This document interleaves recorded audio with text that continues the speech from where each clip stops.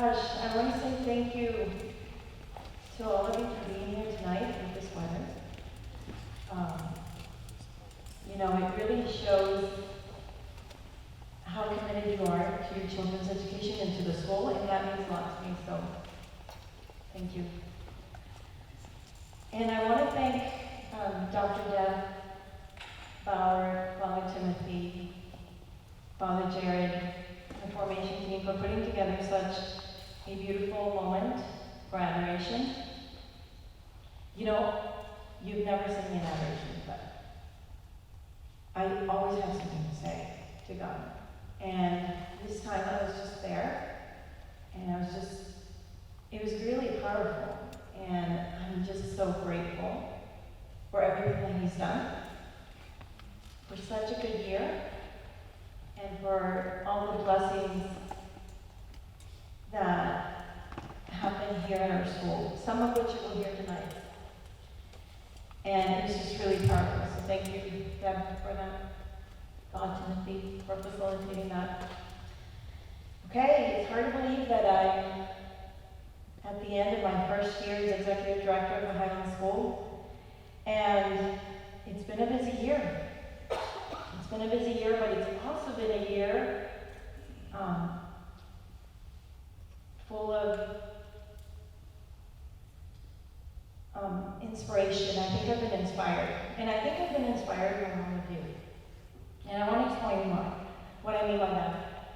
I've been inspired by the constant striving for excellence that I see from our teachers in the classrooms, and I see some of them here, and I want to say thank you for that. I've been inspired by parents and selfless giving to our community in all sorts of ways, and I see it in so many ways. And for that generosity that I see over and over again, it's just wonderful.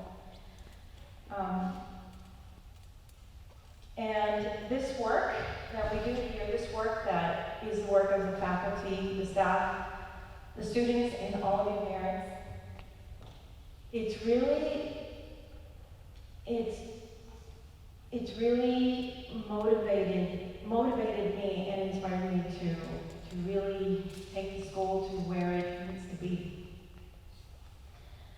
This past year has really been a privilege for me to really see the community and what a privilege it is to be part of it. And also what a responsibility it is to lead it, to lead such an extraordinary school into a new era of achievement, which is, I think, what we've been working on and we're happy to share tonight.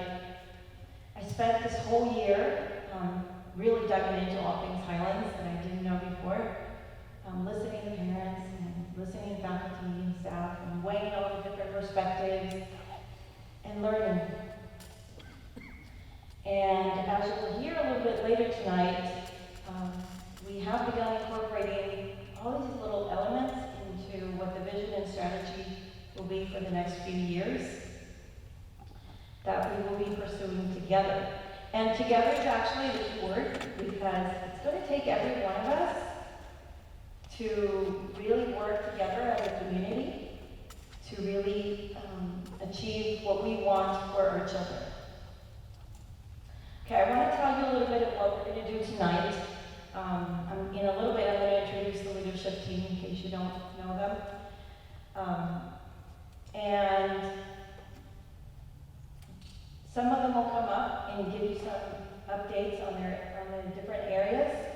And at the end, we'll have some time for, if you guys have some questions, you can come up and let me know if you have questions. If you have a question for Ms. Renee or Mrs. Zeke or Dr. Deb, we'll be available. Okay, so I want to begin tonight by introducing you to our leadership team. Ms. Renee Blackwell, Principal, Mrs. Estella Zeke, Lower School Vice Principal, Steve Wright, the Director of Finance and Human Resources, Dr. Deb Bauer, our Director of Formation, Mr. Gustavo Sandoman, Director of Facilities, Coach Sean Hanlon, our Athletic Director, and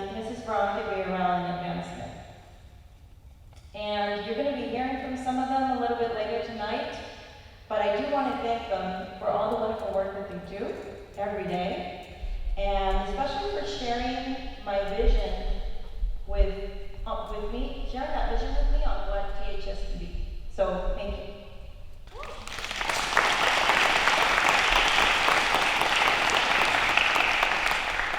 Okay, I want to remind us a little bit about what our mission and core values are.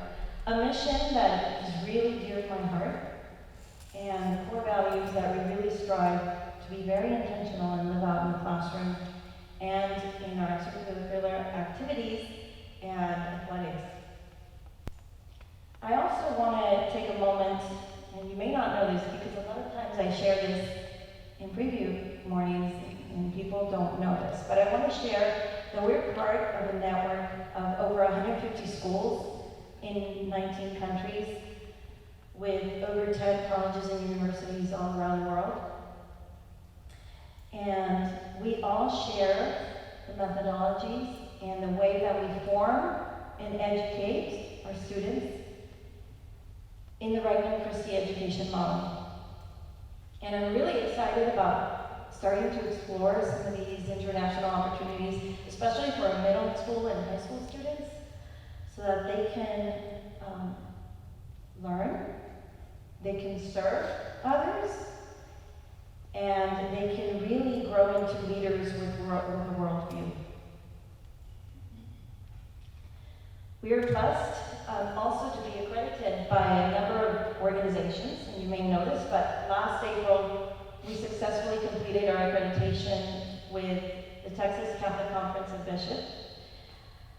And in the fall, we will actually be going through our RC education accreditation, so we'll be busy. We're actually busy already starting to prepare for that. And as of last month, we also successfully completed our accreditation as a Cardinal Newman Honor Roll School, distinction for the Highland School since 2004, so I'm very happy to report that as well. So, what sets us apart? Well, when I spend time with families like you and you know, other families that spent their kids here, you know, this is what comes up. This is what comes up, what sets us apart.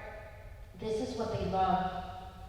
And whether it's, well, my daughter really connected with a faculty member, or it's the community that feels like a home, like no other, because I hear that over and over again. Or whether it's that personalized attention, informing your child in virtue, my favorite is the Christ-centered culture. And it is really a gift to our school, and I'm very grateful for that. But it's the combination of all of these elements together that make us so unique and so special, and that are so strongly tied to our success.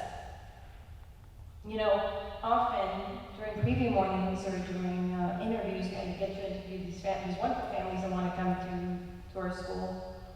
And I sometimes ask them, well, what brings you to THS? Or what brings you to preview morning? Why are you here? And many times I get, well, I met one of your graduates. Or I have a neighbor that went to your school and graduated, and that's what I want for my child. Well, the quality of our graduates is it's not a coincidence. And perhaps you're not aware of this, but I want to share with you tonight, maybe this is the first time you're reading this, our graduate profile. And if you're welcome to scan that QR code if you'd like. I also have some hard copies in the back, and you feel free to take it home tonight and take a look at it, because there's so much in there, and it really tells a story about what our graduates are like and what we are working to help them become. So please let me know if that QR code is not working. It's working. Awesome. Wonderful. But I also have hard copies if you want. Let's take one tonight and just kind of take a look at it.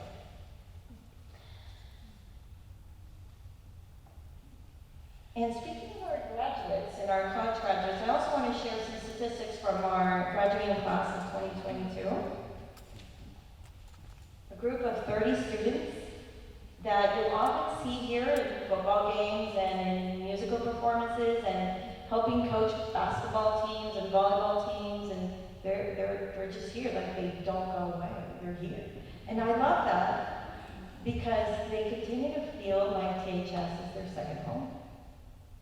And I love to see the places that they've gone and where they're going, and I want to share a little bit about that with you. So 43% of them actually chose areas in science, engineering, and medicine, and 30% of them are going into fields of business and marketing and finance. And I love this because this is leadership being formed, and leadership with values. You know, our kids, they're amazing. What I love about this too, and you may see it up there already, is that there's a category and it says possible vocations.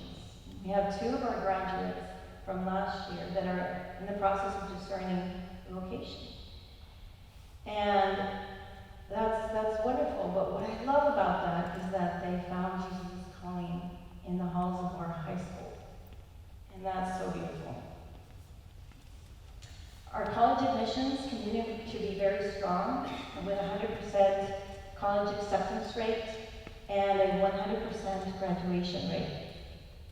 And our SAT scores and ACT scores that match and support our ranking as the #1 Catholic co-ed school in the DFW area. One element that measures our success in the academic achievement is our AP scores. And for those of you that have little kids who are like, what is that and why are you telling me that? But I want to briefly explain it because it takes years to prepare kids for the success. AP scores are college level advanced placement courses that our kids take here, right at the Highlands, with faculty from the Highland School. And after a year-long course, they take an exam, along with millions of other kids around the world. And these scores often earn our students college credit. Our statistic for the Highland School, and these are numbers from last year, shows that 81% of our scores are passing scores. What that means is that they're eligible for college credit, 81%. And we scored 23% higher than the DFW area and 16% higher than the global average. As you can see from the next slide, our pass rate in these exams has increased 12 percentage points since 2018. And I love the trend that we're seeing there. And you may not be able to see it there. You see the trend from 2018 all the way up to 2022, we're at 81%. But what I love too is that we are also the number of kids that are enrolling in these AP courses and passing them is increasing too. And we had nearly 50% of our high school last year enrolled in these advanced courses. So I'm excited about the trend. Our academics are amazing. Okay. Earlier tonight, I briefly talked to you about our strategic vision, and I'm very excited to share with you that we're embarking in our strategic planning process. And just like our graduate profile has a multitude of dimensions, our strategic planning too will focus on 5 different pillars: the academic, the athletic, facilities, fine arts, and formation. And I can't wait to share with you the fruits that come out of that strategic planning with you soon. But right now, our strategic priority is our teachers. And our initiatives revolve around ensuring that they have the tools and professional development that they need in order to provide your students, your child, with the best education that they can have. This year, our professional development has included a wide variety of things. For example, lower school focused on Singapore math and how to teach Singapore math correctly. The high school had, for example, professional development and how to teach effectively in block schedules. And there were also moments of formation on how to be a regular Christie educator. So we're really trying to tackle all fronts. And there's more to come with that. And as we grow our school, and our school is growing, we're really reaching,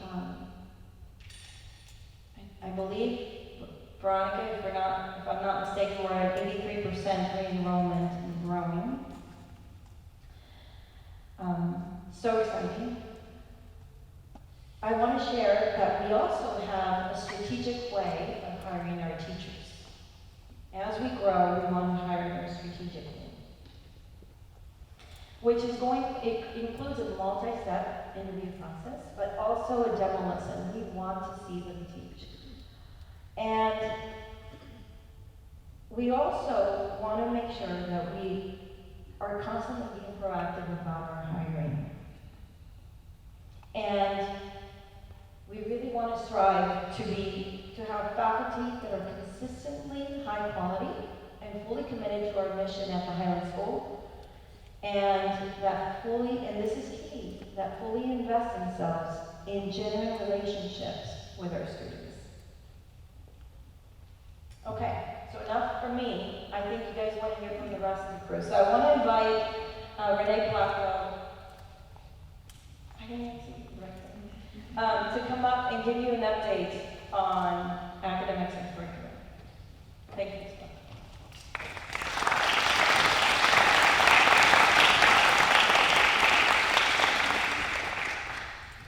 Good evening. So yes, moving forward, we'll just touch on a few things for high school. As Veronica mentioned, we've been a growing family, not only in our students, but in our faculty. And it's been amazing the people God has gifted us with this year. Teachers who are passionate about what they do. And it's been a joy to help as they enrich our courses. So I'm going to speak more to the academic courses we're offering and the improvements in that area. But this is only possible because of these people who are really matching their life calling and their mission to your children and what they transmit every day. And so in high school, these are the things we're able to start already this year and we'll continue with next year. So our expanded course selection. Already this year, we are able to expand, especially in the area of electives and our AP courses, and those will continue to expand. Another area here is the fact that this year we're offering the 9th grade honors track, and that will continue through. Now our students are not only able to take the already college prep level courses, but starting in 9th grade can choose according to areas of interest and special talents, which classes they will take at a higher level, at an honors level class, which then will prepare them more for the AP courses as they move into junior and senior year. We have begun several partnerships with universities. The most celebrated one we transmitted to you recently is with the University of Dallas next door. All of our students currently have library cards at the university and have spent time there with their English teachers learning about research and the library catalogs and how to use them. And we'll continue to foster that with our students. As well, we have increased our selection, especially in the areas of languages, fine arts, now including ceramics and photography, and we're hoping to continue to expand that next year to photojournalism, theater, and other courses. And also student-led clubs. And this has always existed, but now there is a special time and an accompaniment with our students to teach them both those leadership skills and also so that they can start to explore the areas of interest and talents they have. And that helps them along the way of their career choice and as they're trying to discern what to major in as they move on to college. Now, the very exciting news is the ability to open and expand into the 3rd floor of high school, and we are going to have a STEM floor. So STEM, for those who don't know, is the areas of science and technology and math. And moving forward, as we grow, we run out of classrooms for high school, so already we're sharing classrooms between teachers and classes.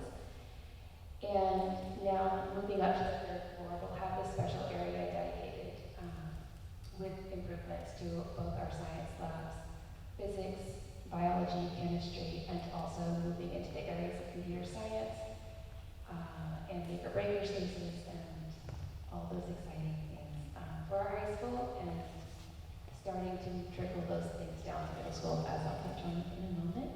There's the lab rendering. All right, middle school.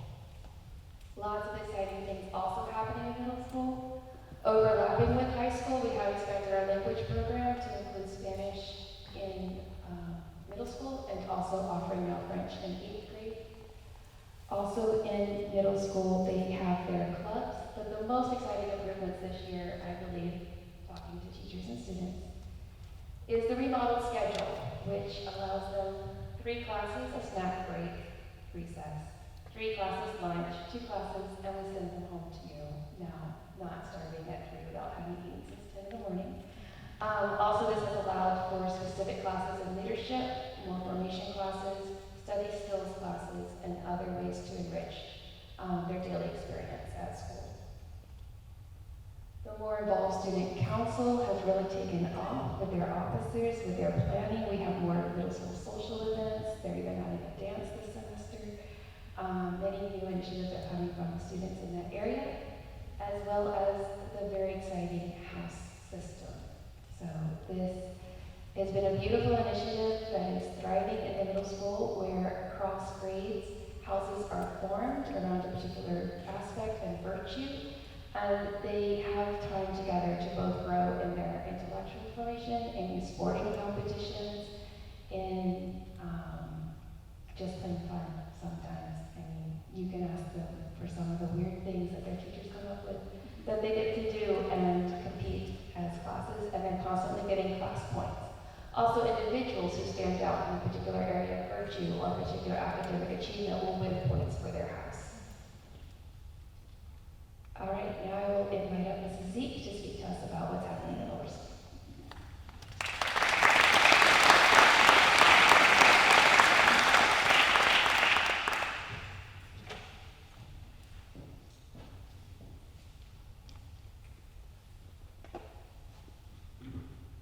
Well, it is a blessing to be part of this community, and it has been a really warm welcome from the Highland School. Definitely, our Rain Christi School have the characteristics that they are like family, and this is no different than the other Rain Christi schools I've been with. So thank you for that, and it is definitely a pleasure to work with your students, with the faculty and the staff here at the Highlands. And something that happens in the school is that every day, integral formation becomes alive in every classroom. So something that we have been working really hard, the teachers, let me see that.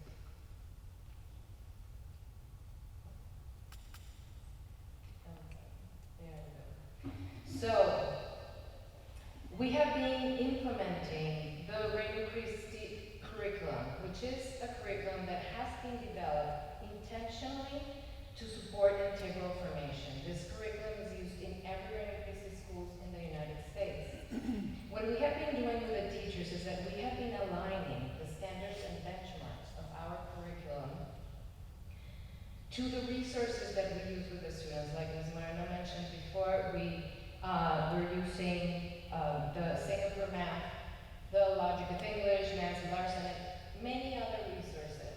So what we have been doing this year is aligning those resources with those standards and benchmarks so that we can make sure that the students are achieving at their best.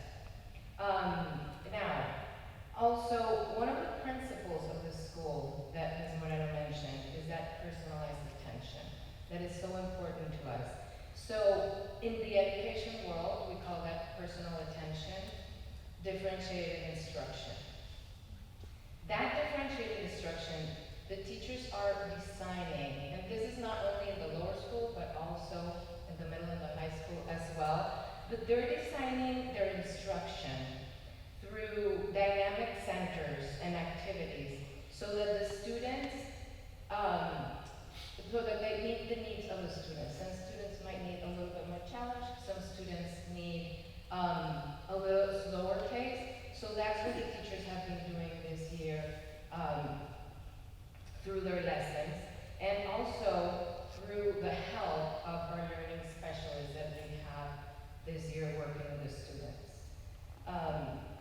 to design this instruction, we also inform our instruction through the assessments that the students are taking. So the Iowa, for example, the STAR testing, and other assessments that they do through the subjects. One of the assessments that we started doing this year it's called Running Record. So this is a one-on-one assessment that happens at least 3 times a year, where the teachers read with the students to see at what is their instructional level. They they look at the areas of fluency, of accuracy, of reading comprehension, to see how they can better help the student in that personalized way.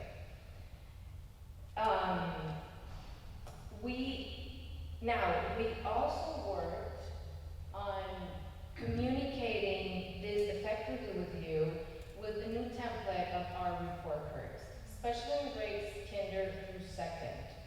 We have now a standard-based report card, also in the area of language arts in the 3rd grade. So what does it mean? It means that it really shows if your student is meeting curriculum standards and benchmarks, and if your student is at grade level, below grade level, or above grade level. And the report card also reflects the work ethic of your student as well as their character formation. Now next week, you're going to come to parent-teacher conferences. So the teachers are preparing for you, and we are preparing in a special way. We have this personalized formation plan for your students. So this time, it's still not report card time, but we want to show you that we have a plan for each student in the area of academics, in the area of human formation, of spiritual formation, and apostolic formation. So I hope you like, they're working really hard on it.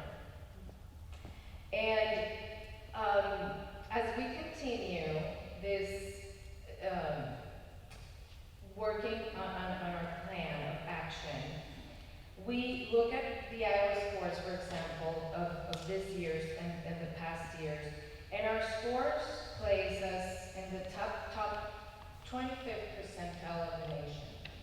Now, with this kind of action, of really differentiated instruction and working in a personalized way, we are hoping that in the next years we can grow and be at a 15th percentile in the nation. So this we're also doing through the opportunities, as I mentioned before, of professional development for the teachers. This year we're excited that in April, the whole faculty is going to be able to go to a convention of the National Catholic Educational Association that is here in Dallas. So it's going to be a great opportunity of growth for us. And I must say that my favorite part of the day is the end of the day, when I meet in my assemblies with the kindergarten through the 5th grade students, and we pray together. We share our intentions, and we also share how we're growing as virtuous leaders through the day. So that's something that your students are experiencing. I don't know if I tell them to talk about it at the dinner table. I don't know if they do. And then we have news for next year. There's many things that we're going to do, but 2 of the efforts that are going to happen next year in the pre-K through 5th grade area is that we are going to start a theology of the body program, starting in preschool, going all the way to 5th grade. Of course, it's going to be age appropriate for the children, and we are going to be partnering with you in this area and giving you material so that together we can help the children understand really what is to be human, and in their own vocabulary, anthropology of a human person. So through doing this, we're going to help them to understand what is to be created in the image and likeness of our Lord, and what does it mean for them to be loved by God, and then how does that come through your body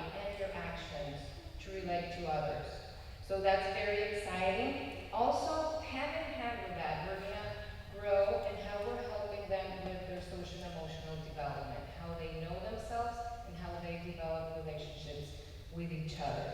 And the other part is that we're also adding Spanish to the lower school. So the students are going to have Spanish twice a week in the preschool through the 5th grade. That's right, to then continue with the middle school and the high school. So, and now we have Coach Hamlin. Go Blazers!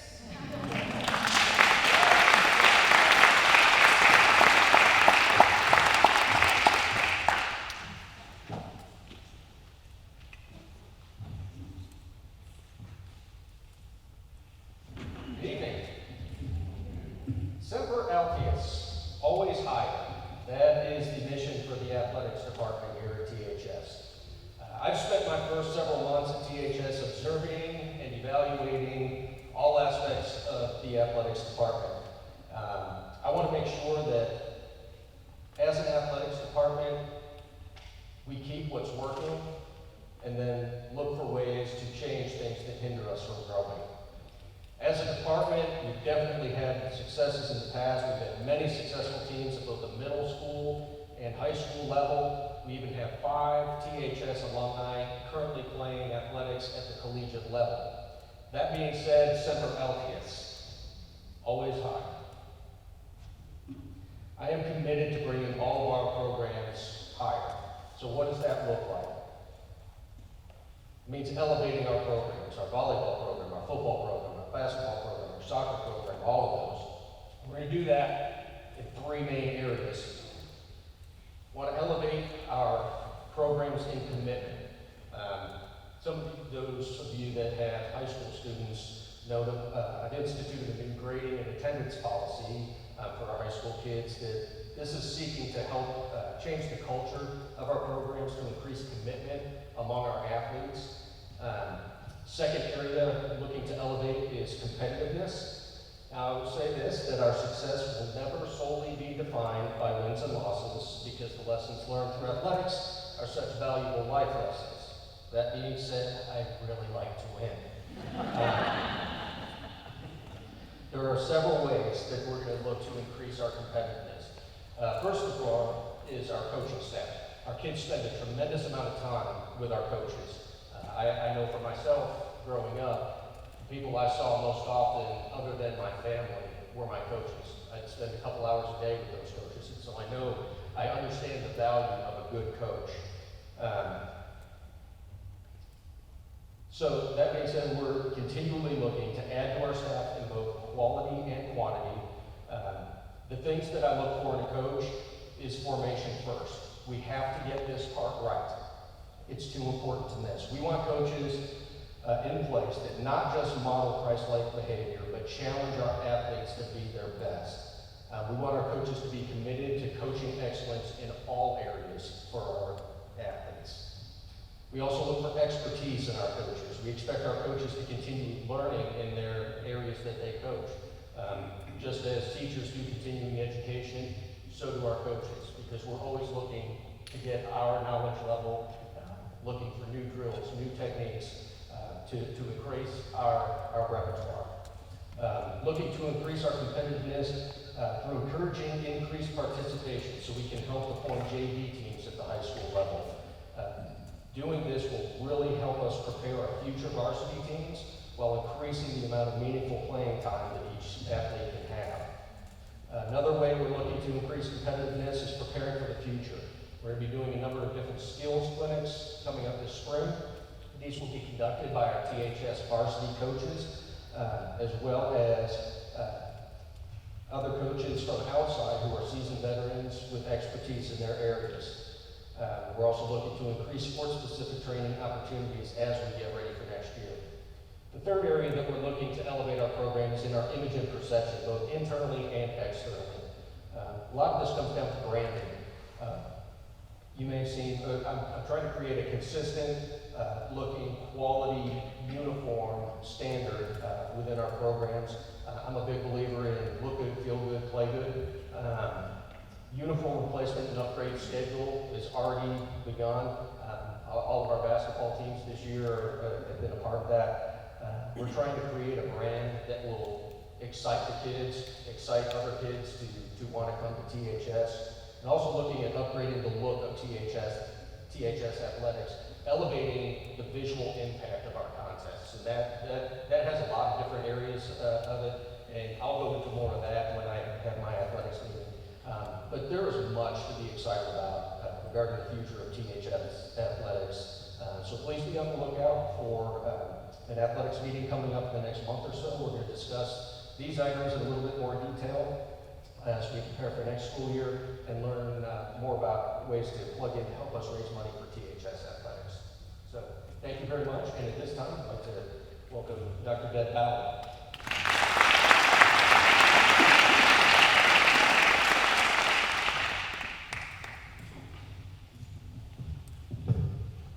Go Blazers.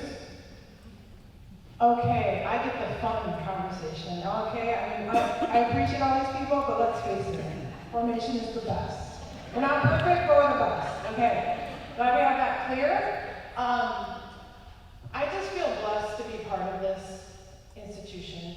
And as we talk about integral formation, I want to make a translation of what integral formation really means in my mind.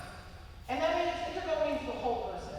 And what we mean by the whole person is that we care about every aspect of that child. And you've heard those words, but let's translate it a little bit more. An integral person is someone that is well balanced.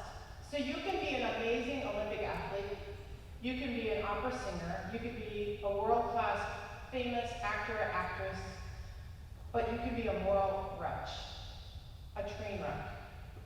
And that is someone who's really talented in one facet of their life, but hasn't maybe had the right formation to make good choices all around. And that is something that we really pride ourselves on here. We want to have outstanding athletics. We want to have an amazing academic program. But we want to take care of the entire person. And that's where integral formation comes, helping each of our children make good decisions and not just make a lot of money, which is always a good thing too, but money plus God is even a better thing, let's face it. We don't want these students to just embrace the worldly values of hedonism and greed and power, but we want them to be able to be discerning people that can be charitable and full of integrity. So those are the important elements. Second of all, I just want to thank you. I want to thank you for trusting us with your children. With your child, with your children, I don't know how many you have, depends on every person in the room. But thank you. We take that act of trust very seriously. And it's such a blessing to, as a consecrated person, and I'm speaking on behalf of the Legionaries and the consecrated, to be able to stretch and guide these young people and help them to go higher, that Semper Altus attitude, is an honor. And we know that you're entrusting us with a mandate by signing up for the Highland School saying, I want that for my child. And because we're consecrated and set apart, they're our spiritual children, and we take that piece seriously, and it's a gift for us. The other thing I want to say about that is, if you read any statistics about how children continue in the world and flourish the most, particularly in their faith, they have to have 5 significant people in their lives that are accompanying them, that are adults, that help them. And that's such a blessing, and it's something that we have as a gift here at the Highlands, because we have coaches, we have amazing teachers, and we have this formation team, we have staff and faculty that are all so committed to helping these kids learn about their faith and engage it, so that when they go up to college, in those years where it's kind of a, let's face it, a post-Christian culture, they can grab on to those foundations that they found here.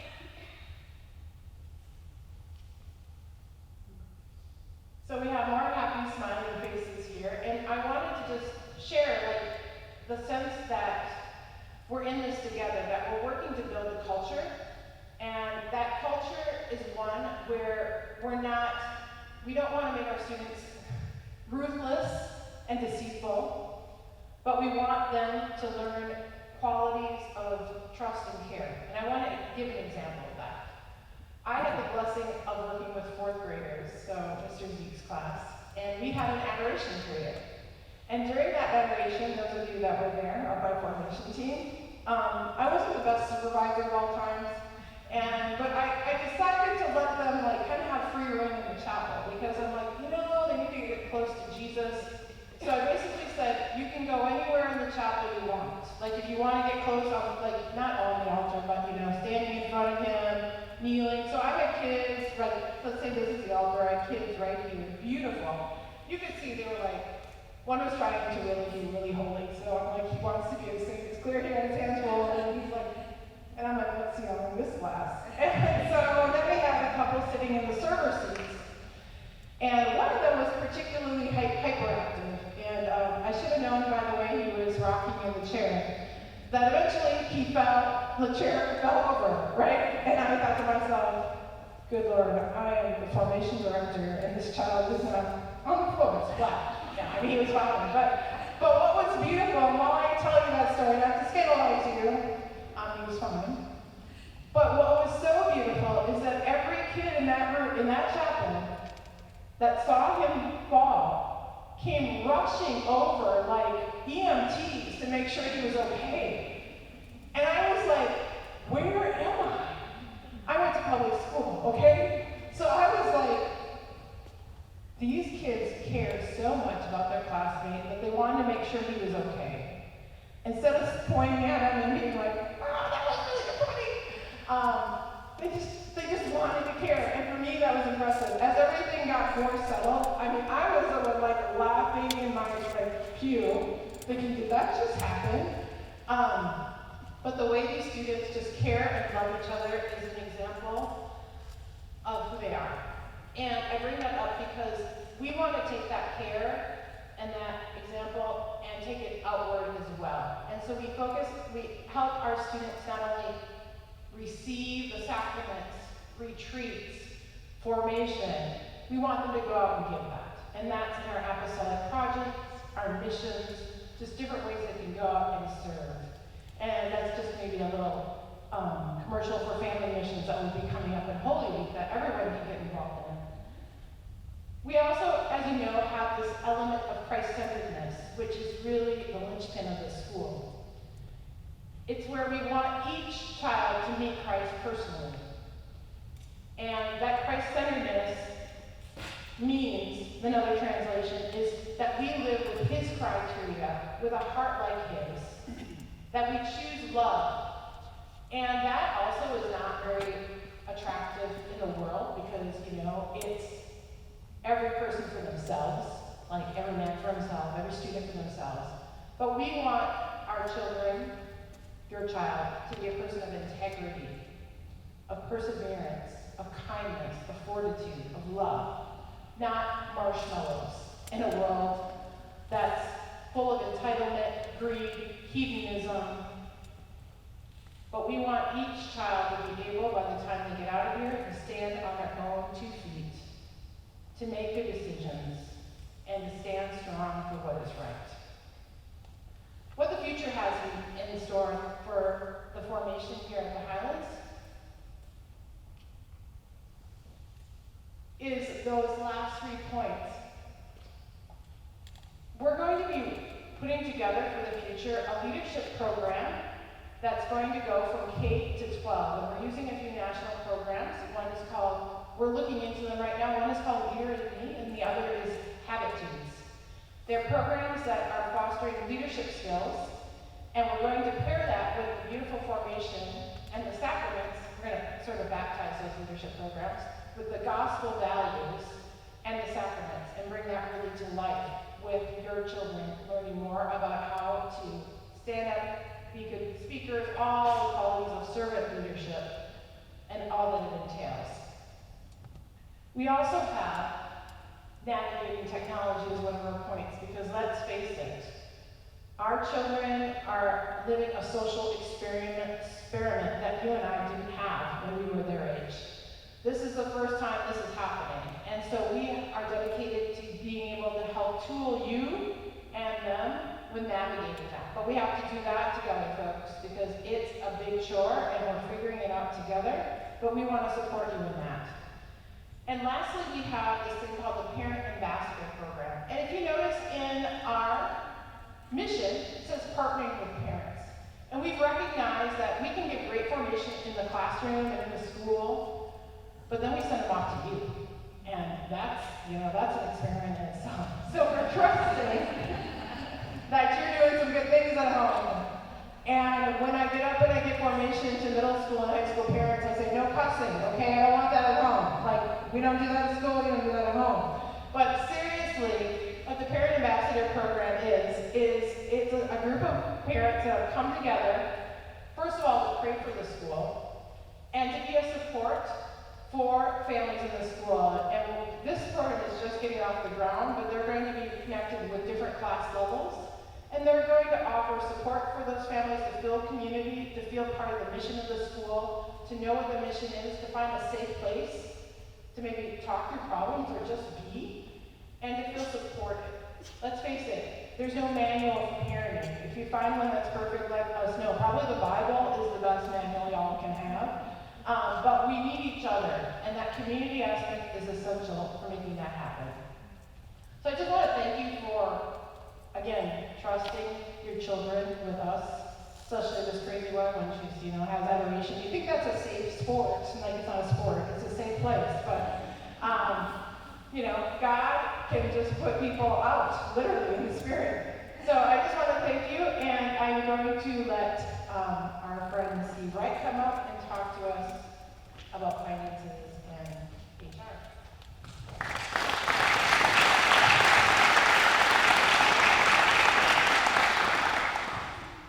Good evening. Now, my title is the Director of Finance and Human Resources. Now, that should bring up an obvious question to you. Why in the world would they put a bean counter in charge of human resources? I have no idea. But I'm here. And I want to talk a little bit as the finance director, but I'm going to put on my other hat and speak to you a little bit from an HR perspective. So let's look at some numbers. All right, you'll see in this chart, this is our revenues. And this is our budget for this year. And you'll see in this chart that 83% of our revenue comes from the tuition that we pay. The next biggest number on that chart is our fundraising. And this year, that's 14% of our budget. Now, that's a little bit less than what we normally look for in our fundraising, so that's a good thing. So this year, it's targeted at about 14%. That's where all our money comes from. Let's look at where we spend it. Now, here you've got another big piece of the pie. And about 70, just shy of 70% of everything we bring in gets sent back out the door in some form or fashion of compensation for our team on staff and our faculty. And that's the biggest number on that is maintaining and updating and operating the facilities on campus. That's about 12% of the total. And then the next biggest number on there is actually the number we put into our budget first. So we built this budget. The first thing we did was we said, how much do we have to spend to serve the debt that we have? So the bank is saying they're every month looking for some money. And we put that debt in our budget first. And that's about 8% of our spend in this budget. So what I really want you to take away from these numbers, because I'm going to tell you that we are in absolutely the best financial condition that this school has ever been in at this point in time. And that is through God's grace. Jeff Fine, the president of our Board of Trustees, and I joke about all the miracles we see financially in the school. But it's true. They're there. And God has brought us to this point. And one of the things he's given us is a discipline and a principle of having a balanced budget. And so we have lived with a balanced budget for the last few years. So that just simply means that we don't spend more than we bring in. And that principle will allow us to continue to operate in perpetuity, particularly in a time like now when we are in a growth mode as a school. So our financial condition is very strong. So let me take off my finance hat for a moment, and let me talk a little bit from a human resource perspective. And I'm going to speak through the mission of the school. Because the mission of the school, as you remember, is working with you and for your kids. Educating and forming your kids so that they go out and are change agents in the world. Now, one critical element of that is the people that work inside these four walls, right? And retaining and attracting top-level talent is critical to the success of us delivering against the promises of the mission. Now, I'm going to tell you that we have a fantastic team on board. And we've been doing quite a bit to try to raise their compensation levels. And we've had some success with that. But I'll also tell you that there's more that can be and should be done. And we have been applying that Semper Altis mindset that Sean was talking about earlier to our pay scale. Trying to raise the bar and make our compensation more competitive versus the marketplace. We're not done yet. We've got a ways to go. So the question is, how do you do that? How do you apply a Semper Altis mindset? Put that eye on our pay scale. Well, unless one of you has a great Aunt Hessel that wants to leave us a $30 million endowment, we don't have a silver bullet. But what we do have is a piecemeal approach. And we've been making progress on that, and we will continue to make progress on that. One of the ways, and probably the most effective way of us being able to raise the bar on our compensation is simply through the growth of our school, the growth of the student body. And we are in growth mode. In fact, right now as we sit here at the end of January, we have unprecedented numbers in our re-enrollment. And as you talk to our advancement team, they'll tell you it's stacking up and it's looking like we're going to grow again this coming year in significant numbers. So that's pretty exciting, and that helps us along this path. But I'm going to appeal to you now to help us with our growth. First, I'm going to ask you to pray. Pray that God will bring more families that want to be part of this mission, that God will bring those families to us. The next thing I'm going to ask you to do is what you've always done. And I'd like you to continue. Because you see, the number one source of students, new families coming to our school has always been word of mouth. And the word of mouth of the families that are here. And so I would invite you, speak to your neighbors, speak to your friends, speak to your colleagues, speak to your family, and invite them to come and take a look at the school. We would love to get the opportunity to show who we are to them and what our community looks like. So please do that. Now, growth is one way, but we've been working on some other creative ways to expand the compensation levels that we have for our school. And some of those we've been working directly with our Board of Trustees to execute. So I'm going to get out of the way here, and I'm going to ask the President of our Board, Mr. Jeff Scheffelbein, to come up here and tell you about a few things that we're pretty excited about.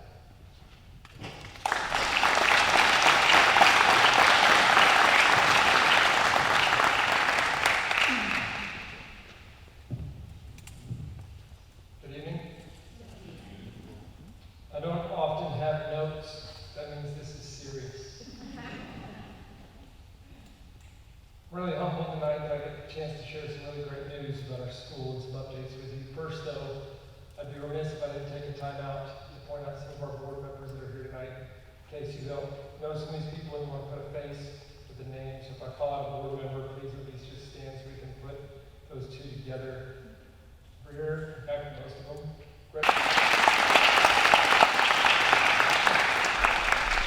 Behind her, Father Purple Abdul. Dr. Chip Cannon.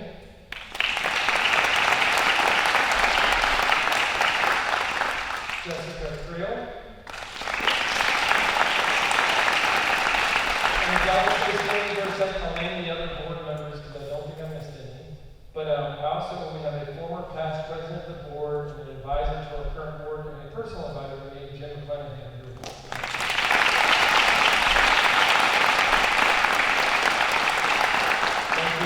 right, just so you know the other names, John Holbrook, coach here, Dan Hennessy, who's one of the founders, one of his sons who graduated here, Dr. Michael Hennessy, and Fernando Sanchez round out the rest of the board. And we're very blessed. I wish you could know this board the way I do, because I'm grateful for their professionalism and for their prayerfulness.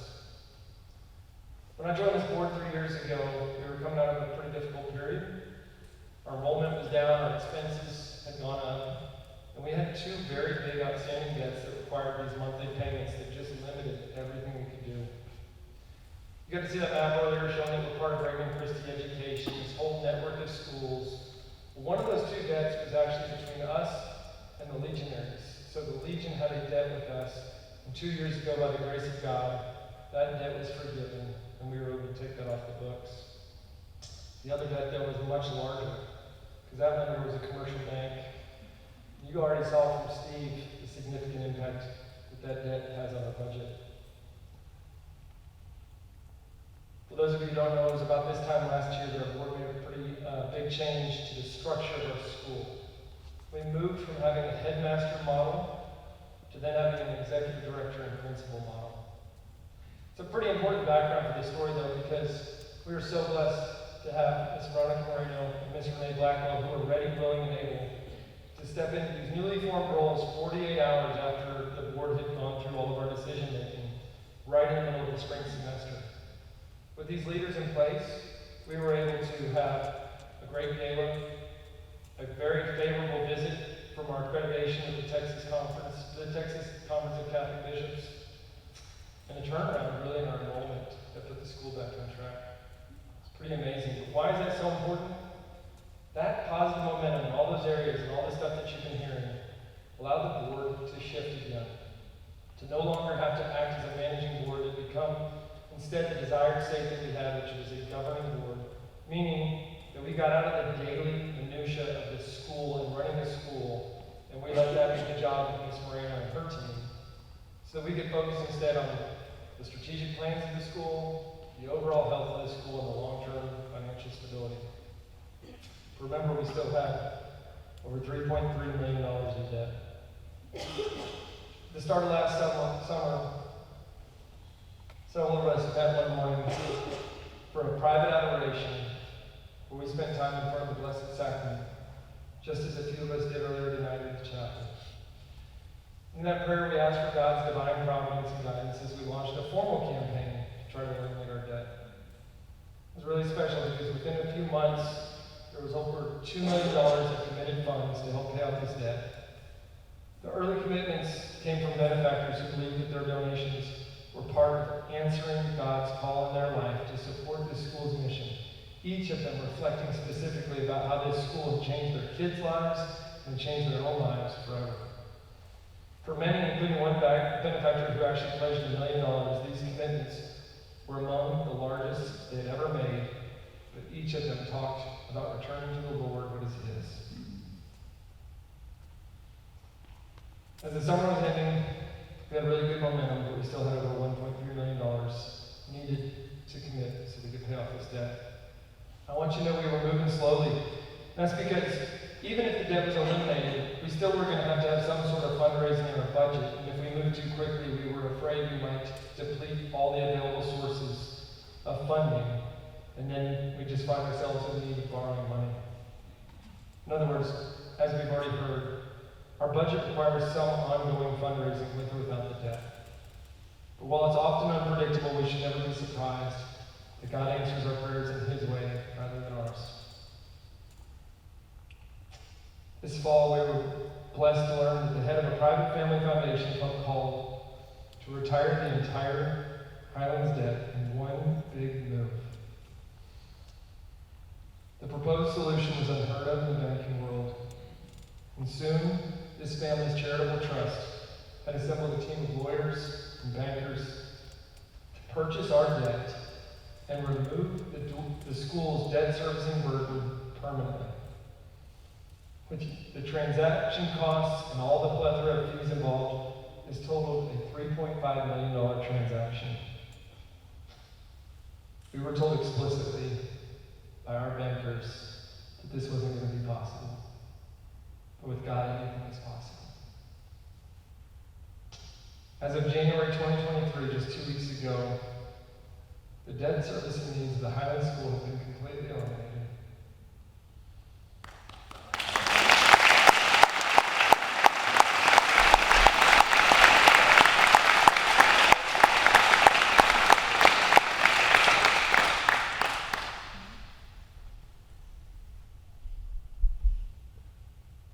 We're a debt-free school for the first time in many, many years.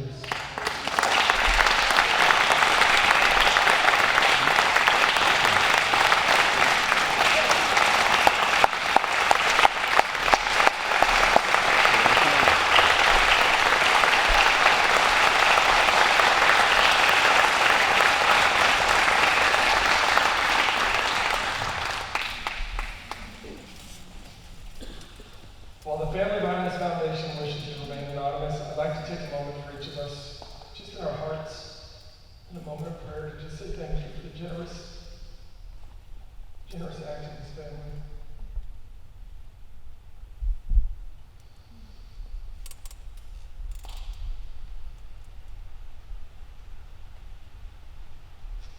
Thanks to this work, we've actually been able to free up the reserve cash that we had set aside to begin that reconstruction of the third floor that you saw those renderings of.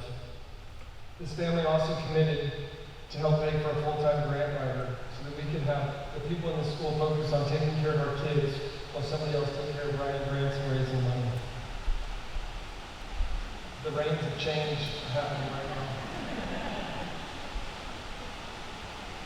While we're at it, I just want to thank all of our benefactors, everybody, the students, teachers, faculty, and families, because this is a very special community. But hold on, what about the funds that have been committed to eliminate the debt last summer?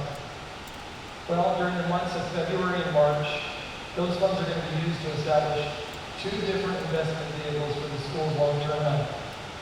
The first fund is a permanent endowment fund at the Catholic Foundation. We're calling it the Semper Altius Funds.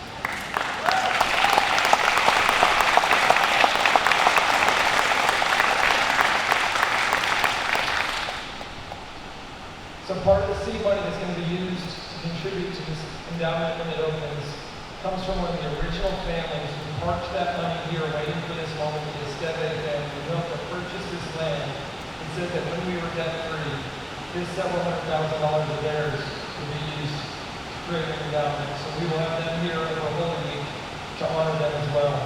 The second fund is a growth fund. This is going to be used to provide some ongoing operating funds. It's also a backup for the source of emergencies if the school ever needs it. So just stay tuned. There's going to be more to come about endowments and how you can get engaged with that as part of your estate. The Catholic Foundation will also help us with some materials. But that's to come.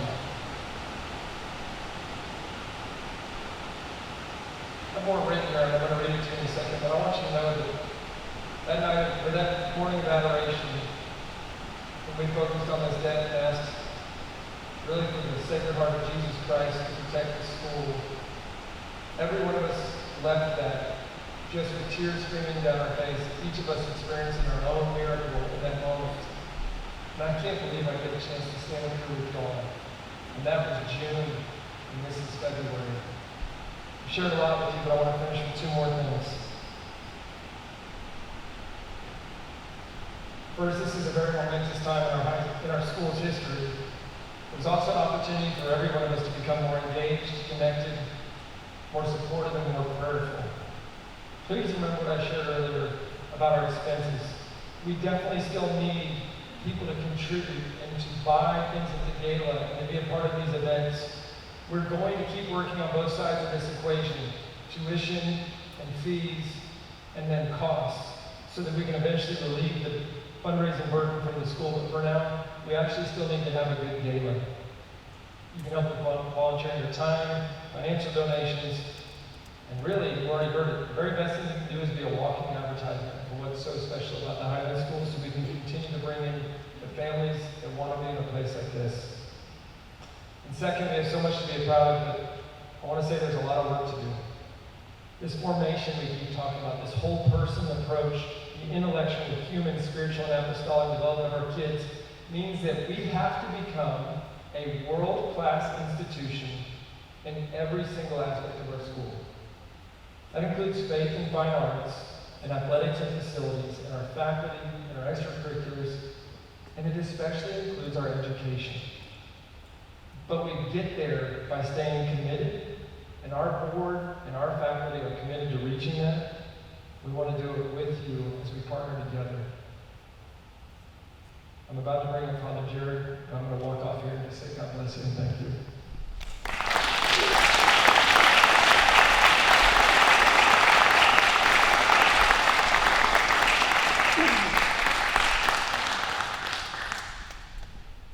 Thank you, Jen. So a couple housekeeping things. First, there's the Brevo table. If any of you have been having trouble with your checking in and out of our nice gates there. So that'll be over there on the right. Then on the left is the gala. You got to go up raffle now. Be able to get tickets for the gala raffle for those present here. A little bonus. And then to be able to have other raffle tickets or purchase your tickets. Those are there on the left. And then the third, so we don't go on too long with Q&A, we'll be around all the information and leadership team will be here to be able to answer any particulars so that we can, I guess, not have to go out in the rain, but we can go in as you need. Oh, the winner's already. Whoa, this is serious. So Magdalena Sanchez. Okay. So we have, she's in. And we can close with her. In the name of the Father, and the Son, and the Holy Spirit. Amen. Jesus, you are so close to us in the Eucharist. Eucharist meaning Thanksgiving. In this moment of Thanksgiving, we can think about how you've been with us today at the Highlands, at Mass this morning, and this adoration we had before this State of the School moment, and in our hearts right now, that we can live Eucharistically. We can live in thanksgiving. And that we be those thank you cards. We be that walking gratitude for this beautiful school that you've given to us, for these wonderful, generous families, teachers, administration, board members, and all those before us, and all those to come, whom you have a special plan to share, and that Thanksgiving that led you to the greatest gift of your life for each of us. We want to pray together for all of our needs, all those that we serve, all those that our lives touch. And we want to give all the glory to you so that it not be left in our hands. As we pray, glory be to the Father, and to the Son, and to the Holy Spirit, as it was in the beginning, is now, and ever shall be, world without end. Amen. Christ our King, Our Lady of the Highlands, pray for us. In the name of the Father, and the Son, and the Holy Spirit.